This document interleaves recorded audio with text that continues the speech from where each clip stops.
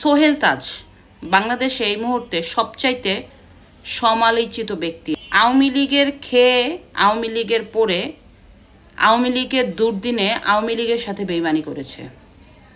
এ ব্যক্তি কখনোই একজন ভালো মানুষ হতে পারে না, যদিও তার বাবার পরিচয়টা অনেক বড়। তার বাবার পরিচয়টাকে সে রীতিমতো অসম্মান করেছে।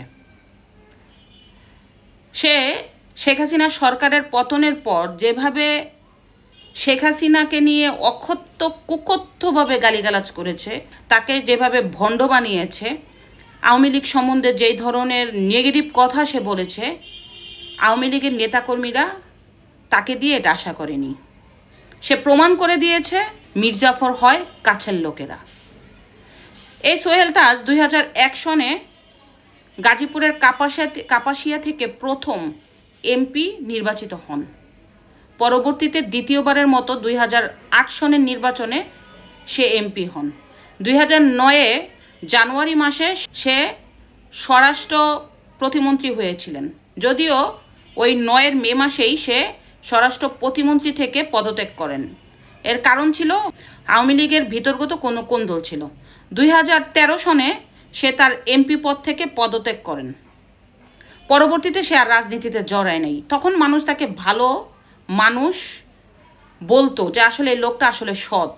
কিন্তু 2024-এর পরে এই লোকটা যে কত ভণ্ড, রীতিমতো কত নেগেটিভ একটা মানুষ, এই লোকটা নিজের দলের জন্য কতটা ভয়ঙ্কর তা প্রমাণ হয়েছে। সে আওয়ামী লীগের সুবিধা নিলেও এখন আওয়ামী লীগ তার পছন্দের দল না।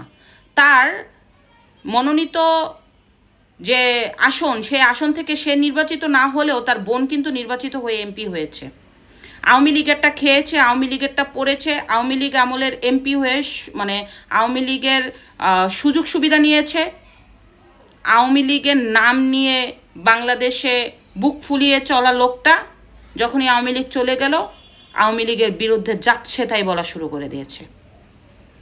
এবং আওয়ামী লীগকে শেষ করে সে একটা দ্বিতীয় আওয়ামী লীগ খোলার চেষ্টা করেছে। কিন্তু আওয়ামী লীগের নেতাকর্মীরা এরে কোনোদিন মানবে বলে আমার মনে হয় না। কারণ এই ধরনের মির্জাফররে যদি আওয়ামী লীগের নেতাকর্মীরা মানে, তাহলে এই আওয়ামী লীগ আরও ধূলিসাৎ হয়ে যাবে। যাই হোক, যে পিঠ বাঁচানোর জন্য সে এই সরকারের সাপোর্ট নিয়েছিল, যে আওয়ামী লীগের বদনাম বলে যে এই সরকারের সাপোর্ট নেওয়া সত্ত্বেও তার ভালোবাসার সরকার ডক্টর ইউনূসের সরকার তাকে বিদেশে যেতে দেয়নি। তার বিদেশে ভ্রমণে নিষেধাজ্ঞা দিয়ে রেখেছে অনেক আগে থেকেই। গত 2 দিন আগে সে যখন আমেরিকা যাবে, তখন তাকে এয়ারপোর্টে আটক করে পুলিশ এবং তাকে বাসায় ফেরত পাঠায়, যে তাকে বলা হয়েছে যে তার বিদেশে ভ্রমণে নিষেধাজ্ঞা আছে। তো চিন্তা করেন অবস্থা, তার বোন এই ব্যাপারটা নিশ্চিত করেছে। এত গুণগান গাইল এই সরকারের, শেখ হাসিনার গিবত গিয়ে সরকারের মন রক্ষা করতে পারলো না, শেষ পর্যন্ত বিদেশে তাকে নিষেধাজ্ঞা দিয়েছে। এই লোকটা কোথাও শান্তি পাবে না। মানুষের ন্যূনতম মনুষ্যত্ব বোধ থাকলে তার নিজের এবং কাছের মানুষের প্রতি ভালোবাসা থাকে, দুর্দিনে এগিয়ে আসে। এই লোকটা আওয়ামী লীগের দুর্দিনে যেই ধরনের সদ্ব্যবহার করেছে, তার নিজেকে যেভাবে একজন মির্জাফর হিসাবে জনসম্মুখে প্রকাশ করেছে, তা থেকে মানুষ বুঝে ফেলছে এটা একটা দালাল। এই লোক আর যাই হোক, এই লোক কখনো বাংলাদেশকে ভালো কিছু দিতে পারে না। তার প্রমাণেই করে দিয়েছে ডক্টর ইউনূস সরকার। ইউনূস সরকারের মন রক্ষা করতে পারলো না, এখন বিদেশে ভ্রমণে নিষেধাজ্ঞা। অথচ এই লোকের বোন এমপি ছিল আওয়ামী লীগের, সম্পূর্ণ সুযোগ সুবিধা নিয়েছে।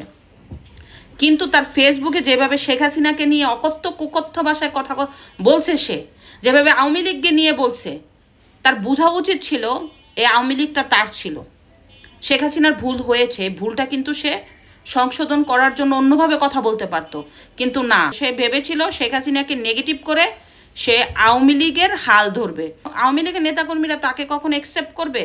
এই ধরনের মির্জাফরকে, যে কিনা আওয়ামী লীগেরটা খেয়ে, আওয়ামী লীগেরটা পড়ে, আওয়ামী লীগের সুযোগ সুবিধা নিয়ে সে, তার ফ্যামিলি, তার বোন আওয়ামী লীগকে বাস দিয়েছে। সে কোনোদিনও আর আওয়ামী লীগে ফিরতে পারবে না, এটাই পরিষ্কার। এখন হোক 10 বছর পরে হোক, 50 বছর পরে হোক, তার এই কলঙ্কিত ইতিহাস আওয়ামী লীগের ইতিহাসে থাকবে, শুধু আওয়ামী লীগ না, বাংলাদেশের ইতিহাসে থাকবে যে আওয়ামী লীগের আরেকটা মীর জাফর ছিল, সেটা হচ্ছে সোহেল তাজ। ধন্যবাদ।